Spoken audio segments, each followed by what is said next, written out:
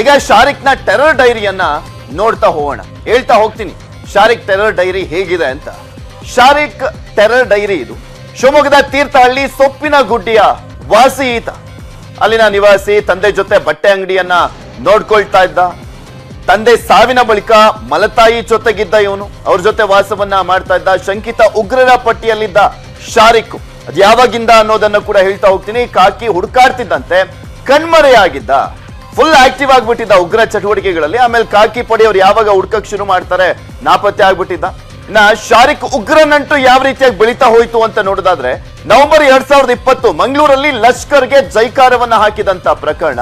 ಆಮೇಲೆ ಗೋಡೆ ಮೇಲೆ ಬರಹ ಕೇಸ್ನಲ್ಲಿ ಬಂಧನ ಆದ್ಮೇಲೆ ರಿಲೀಸ್ ಆಗ್ತಾನೆ. ಆದ್ಮೇಲೆ ಫುಲ್ ಟೈಮ್ ಉಗ್ರನಾಗಿ ಕೆಲಸವನ್ನ ಮಾಡ್ತಾನೆ ಇವನು. ಆಗಸ್ಟ್ 2022 ಶಿವಮೊಗ್ಗದಲ್ಲಿ ಪ್ರೇಮ್ ಸಿಂಗ್ಗೆ ಚಾಕು ಇರದಂತ ಪ್ರಕರಣ. 3 ತಿಂಗಳ ಹಿಂದೆ ಈತನ ಒಂದು ಹೆಸರು ಕೇಳಿ ಬರುತ್ತೆ, ಶಾರಿಕ್ ಕೃತ್ಯ ಕೈವಾಡ ಅಂತ. ಇವರು ಡ್ರ್ಯಾಗನ್ ಫ್ರೂಟ್ ಕೃಷಿ ಮಾಡಿ ಪ್ರತಿ ಎಕರೆಗೆ 1 ವರ್ಷಕ್ಕೆ 12 ಲಕ್ಷ ಸಂಪಾದನೆ ಮಾಡ್ತಾರೆ. ನೀವು ಮಾಡ್ಬೇಕಾ? ಫ್ರೀಡಮ್ ಆಪ್ ಅನ್ನ ಈಗಲೇ ಡೌನ್ಲೋಡ್ ಮಾಡಿ. ಘೋಷಣೆ ಮಾಡ್ತಾರೆ ಕಾಕಿ ಪಡೆಯವರು. ಶಾರಿಕ್ ಹಿನ್ನೆಲೆ ನೋಡಿದ್ರೇನೆ ಭಯಂಕರವಾಗಿದೆ. ಸೆಪ್ಟೆಂಬರ್ 2022ರಲ್ಲಿ ಶಿವಮೊಗ್ಗದ ಹಲವೆಡೆ ಟ್ರಯಲ್ ಬ್ಲಾಸ್ಟ್ ನಡೆದಿರುತ್ತೆ. ಅದರಲ್ಲಿ ಶಾರಿಕ್ ನ ನಂಟಿರುವಂತದ್ದು ಕೂಡ ಗೊತ್ತಾಗುತ್ತೆ. ಯಾಸಿನ್ನು ಮಾಜ್ ಬಂಧನ ಆಗುತ್ತೆ. ಆದ್ರೆ ಶಾರಿಕ್ ಮಾತ್ರ ಕಣ್ಮರೆ ಆಗಿದ್ದಂತವನು ಸಿಕ್ಕೇ ಇರೋದಿಲ್ಲ. ಅಕ್ಟೋಬರ್ 2022 ಕೊಯಮತ್ತೂರಲ್ಲಿ ಕಾರ್ ಬ್ಲಾಸ್ಟ್ ಕೇಸ್ಗೆ ಸಂಬಂಧಪಟ್ಟಂತೆ ಅದರಲ್ಲೂ ಕೂಡ ಈತನ ಲಿಂಕ್ ಇರುವಂತದ್ದು ಗೊತ್ತಾಗುತ್ತೆ, ಈತನ ಕೈವಾಡ ಇರುವಂತದ್ದು ಗೊತ್ತಾಗುತ್ತೆ. ತಮಿಳುನಾಡಿನಲ್ಲಿ ನಡೆದಿದ್ದಂತ ಪ್ರಕರಣ. ಇನ್ನ ನವೆಂಬರ್ 2022 ಮೊನ್ನೆ ಮಂಗಳೂರಿನ ಕಂಕನಾಡಿಯಲ್ಲಿ ಬ್ಲಾಸ್ಟ್ ಆಗುತ್ತೆ. ಅದರಲ್ಲಿ ಕಂಪ್ಲೀಟ್ ಆಗಿ ಈತನ ಕೃತ್ಯನೇ ಅನ್ನುವಂಥದ್ದನ್ನ ಅಲೋಕ್ ಕುಮಾರ್ ಅವರು ಇವತ್ತು ಹೇಳಿರುವಂತದ್ದನ್ನ ಗಮನಿಸಿದ್ರಿ. ಇನ್ನ ಶಾರಿಕ್ ವಿಚಾರಕ್ಕೆ ಸಂಬಂಧಪಟ್ಟಂತೆ ಈತನನ್ನ ಯಾವ ರೀತಿಯಾಗಿ ಐಡೆಂಟಿಫೈ ಮಾಡಲಾಯ್ತು, ಒಂದು ಗೊಂದಲ ಇತ್ತು ಪೊಲೀಸರಿಗೆ. ಸೊ ಹೀಗಾಗಿ ಶಾರಿಕ್ ಇವನೇನಾ ಅನ್ನುವಂಥದ್ದು ಗೊತ್ತಾಗ್ಲಿಕ್ಕೋಸ್ಕರ ಮಂಗಳೂರಿನ ಆಸ್ಪತ್ರೆಯಲ್ಲಿ ಇರುವಂತ ಶಾರಿಕ್ನ ಸಂಬಂಧಿಕರನ್ನ, ಕುಟುಂಬಸ್ಥರನ್ನ ಕರೆಸಲಾಗುತ್ತೆ. ಖಚಿತಪಡಿಸಿದ್ದು ಮಲತಾಯಿ ಶಬನ ಮತ್ತೆ ಈತನ ಸೋದರಿ ಖಚಿತಪಡಿಸ್ತಾರೆ ಇವನೇ ಶಾರಿಕು ಅನ್ನುವಂಥದ್ರ ಬಗ್ಗೆ ಪ್ರಶ್ನೆಯನ್ನ ಮಾಡಿದ್ರಲ್ಲ, ಗೊಂದಲ ಇತ್ತಲ್ಲ ಪೊಲೀಸರು. ಸೊ ಹೀಗಾಗಿ ಅದನ್ನ ಕನ್ಫರ್ಮ್ ಮಾಡ್ತಾರೆ. ಚಿಕ್ಕಮ್ಮ ಯಾಸ್ಮಿನ್ ನಿಂದ ಶಾರಿಕ್ ಗುರುತು ಪತ್ತೆ ಆಗುತ್ತೆ. ಯಾಕಂದ್ರೆ ಕರೆಂಟ್ ಓಡ್ ಕಾಗೆ ತರ ಆಗ್ಬಿಟ್ಟಿರ್ತಾನೆ.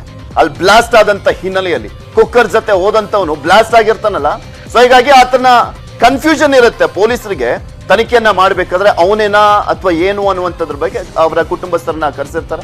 ಐಸಿಸ್ ಉಗ್ರ ಸಂಘಟನೆ ಜೊತೆ ನಂಟು ಕೂಡ ಸಾಬೀತಾಗಿರುವಂಥದ್ದು, ಅದರ ಜೊತೆ ಪ್ರೇರೇಪಿತನಾಗಿದ್ದ ಇವನು. ಐಸಿಸ್ ಉಗ್ರ ಸಂಘಟನೆ ಜೊತೆ ನಂಟಿದ್ದು ಬರೀ ಇವನೊಬ್ಬನ್ಗೆ ಅಲ್ಲ, ಮತೀನ್ ಅನ್ನೋನ್ ಮೇಲೂ ಕೂಡ ಅಷ್ಟೇ.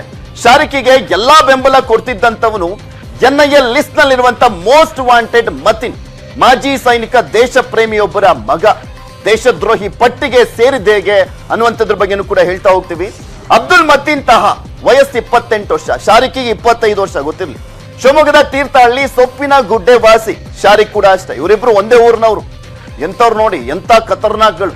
BE ಓದಿದ್ದ, ಬೆಂಗಳೂರಲ್ಲಿ ಕೆಲಸನೂ ಕೂಡ ಮಾಡ್ತಾ ಇದ್ದ. ಆದ್ರೂ ಕೂಡ ಐಸಿಸ್ ಇಂದ ಪ್ರೇರೇಪಿತನಾಗಿದ್ದ ಈ ಮತೀನ್ ಕೂಡ. ತಂದೆ ಮನ್ಸೂರ್ 26 ವರ್ಷ ಸೇನೆಯಲ್ಲಿದ್ದಂಥವ್ರಿ.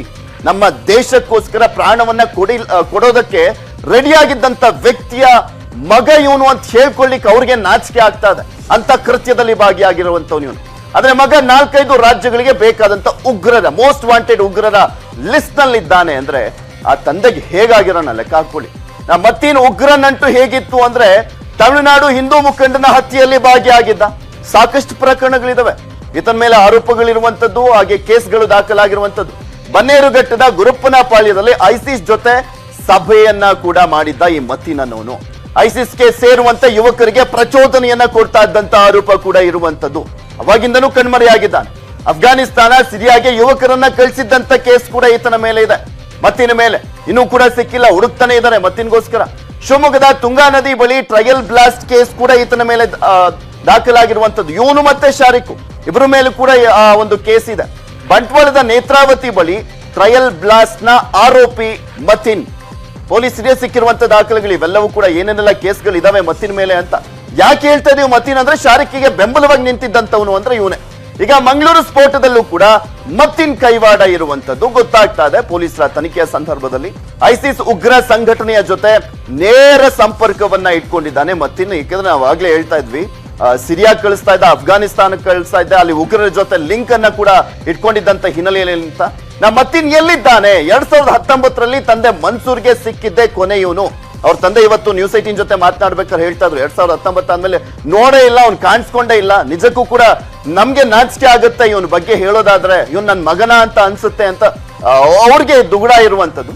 ಬೆಂಗಳೂರು ಶಿವಮೊಗ್ಗದಲ್ಲಿ ಮತೀನ್ ಟೀಮ್ ಅನ್ನ ಬಂಧಿಸಲಾಗಿದೆ, ಸಾಕಷ್ಟು ವಿಚಾರಣೆಯನ್ನ ಮಾಡಲಾಗ್ತಾ ಇದೆ. 2020ರಿಂದ ಮತೀನ್ ಸುಳಿವು ಯಾರಿಗೂ ಕೂಡ ಇಲ್ಲ. 2019ರಲ್ಲಿ ತಂದೆಗೆ ಸಿಕ್ಕಿದ್ದು ಲಾಸ್ಟ್ ಬಿಟ್ರೆ, ಅವ್ರ ಕುಟುಂಬಕ್ಕೆ ಸಿಕ್ಕಿದ್ದು ಲಾಸ್ಟ್ ಬಿಟ್ರೆ 2020ರಿಂದ ಅಂತೂ ಯಾರಿಗೂ ಗೊತ್ತಿಲ್ಲ. ಮತ್ತೀನ್ ಸುಳಿವು ಕೊಟ್ರೆ 2 ಲಕ್ಷವನ್ನ ಘೋಷಣೆ ಮಾಡಿದೆ ರಾಷ್ಟ್ರೀಯ ತನಿಖಾ ದಳ NIA, ಅದು ಕರ್ನಾಟಕದಲ್ಲಿ. ಇನ್ನ ಹೈದರಾಬಾದ್ ನ NIA 3 ಲಕ್ಷ ಬೆಲೆ ಕಟ್ಟಿದೆ ಅಂದ್ರೆ ಲೆಕ್ಕ ಹಾಕೊಳ್ಳಿ, ಎಂತ ಮೋಸ್ಟ್ ವಾಂಟೆಡ್ ಆಗಿರುವಂತ ಒಬ್ಬ ಉಗ್ರರ ಲಿಸ್ಟ್ ನಲ್ಲಿ ಇವನಿದ್ದಾನೆ ಅಂತ. ಮತ್ತೀನ್ ತಂದೆ ದೇಶ ಪ್ರೇಮಿ, ಮಾಜಿ ಸೈನಿಕ, ಮಗ ದೇಶದ್ರೋಹಿ ಆಗಿದ್ದಕ್ಕೆ ಅವ್ರು ಕೊಟ್ಟಂತ ಉತ್ತರ ಏನು ನೀವೇ ಕೇಳಿ. ಏನು ಹೇಳಕ್ಕಾಗಲ್ಲ. ನಾವು ನಮ್ಮ ಮಕ್ಕಳಿಗೆ ಚೆನ್ನಾಗಿ ಓದಿ ಒಳ್ಳೆಯವರಾಗ್ಲಿ ಅಂತಾನೆ ಓದಿಸ್ತಾ ಇರೋದು. ಅದು ಅಲ್ಲಿ ಬೆಂಗಳೂರಲ್ಲಿ ಓದ್ಲಿಕ್ಕೆ ಹೋಗಿದ್ದ, ಓದಿ ಆಮೇಲೆ ಏನೋ ಪ್ರೈವೇಟ್ ಜಾಬ್ ಮಾಡ್ಕೊಂಡಿದ್ದ. ಹಾಗಾಗಿ ನಮ್ಗೆ ಅದ್ರ ಬಗ್ಗೆ ಏನೂ ಗೊತ್ತಿಲ್ಲ. ಈಗ ಮೊಬೈಲು ಅದು ಇದು ಬಂದ್ಬಿಟ್ಟು ಇದರಿಂದ ಯಾರು ಏನು ಮಾಡ್ತಾ ಇದಾರೆ ಅನ್ನೋದು ಗೊತ್ತಾಗಲ್ಲ. ಸ್ವಂತ ತಂದೆ ತಾಯಿಗೆ ಗೊತ್ತಾಗಲ್ಲ. ಯಾರು ಇಂಥ ಕೆಲಸ ಮಾಡಬಾರ್ದು, ಅದು ಏನಿದೆ ಸರಿ ದಾರಿಯಲ್ಲಿ ಜೀವನವನ್ನು ನಡೆಸಬೇಕು ಬಂದು.